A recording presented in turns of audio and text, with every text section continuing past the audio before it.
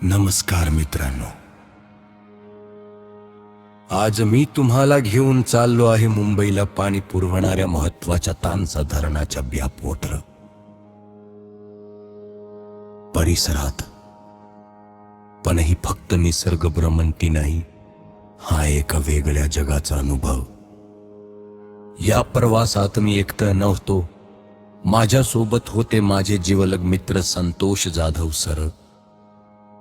आणि खरं सांगायचं तर चांगल्या मित्रासोबत केलेली भटकंती ही नेहमीच खास आठवण बनते. इथे येताना शहरातील गोंगाट मागे पडतो, मोबाईल नेटवर्क कमी होतं आणि निसर्गाची शांतता आपल्याशी बोलू लागते.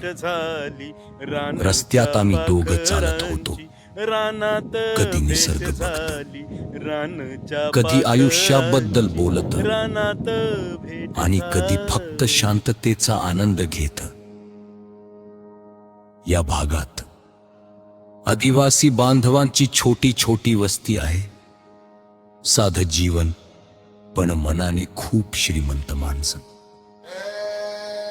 मातीची घरं, कौलांची छप्पर, घरासमोर लाकडाचा साठा आणि आजही निसर्गावरच अवलंबून असलेलं जीवन.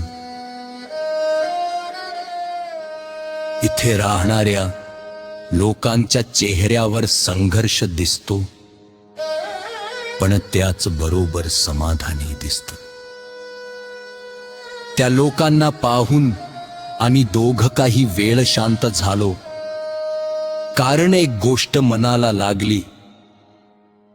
आपण शहरात छोट्या गोष्टीवर तक्रार करतो, पण इथे लोक कामी साधनांमध्येही आनंद शोधतात.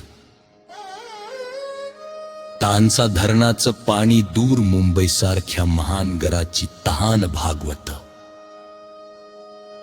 पण या पाण्याच्या किनाऱ्यावर राहणाऱ्या लोकांची जीवनकथा फार कमी लोकांना माहिती आहे. या बॅकवॉटरच्या काठावर चालताना एक गोष्ट प्रकर्षाने जाणवली. निसर्ग जितका सुंदर आहे, तितकाच तो कठोरही आहे.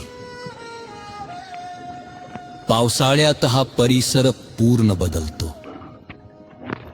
पाणी वाढतं, रस्ते बंद होतात आणि जगाशी संपर्क तुटतो. तरीही ही माणसं इथून जात नाहीत, कारण ही त्यांची माती आहे, त्यांची ओळख आहे.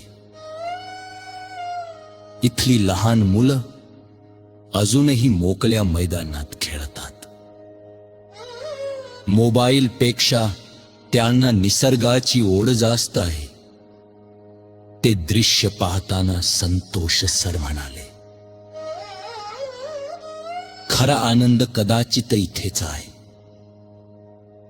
आणि खरंच त्या एका वाक्याने मनात विचारांचं वादळ उठलं. झाडांमधून तरी माझे परम मित्र संतोष जाधव सर, पक्ष्यांचे आज आवाज आपण कोणत्या ठिकाणी आलो सर? आणि पाण्याच्या लाटांचा मंद स्पर्श, एक भाग आहे. हे सगळं मनाला मुंबई वेगळाच शांत महानगरपालिकेला पाणी अनुभव पुरवठा देतं. करणारं एक विशाल धरण 100 वर्षापूर्वी इंग्रजांनी ही भटकंती मला फक्त निसर्ग दाखवून गेली नाही, आहे.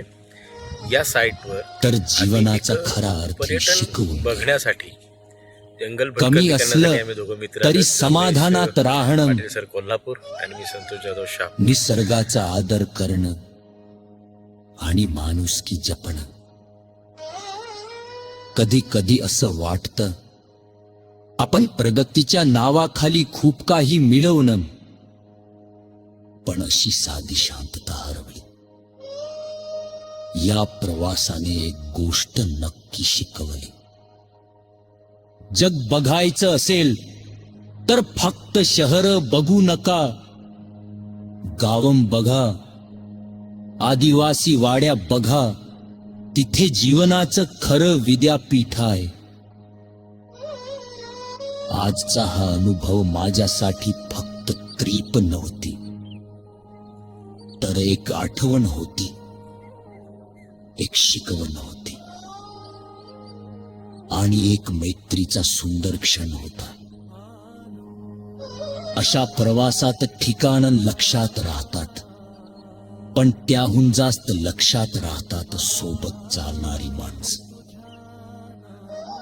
धन्यवाद संतोष सर, या सुंदर भटकंतीची आठवण अजून खास केल्याबद्दल.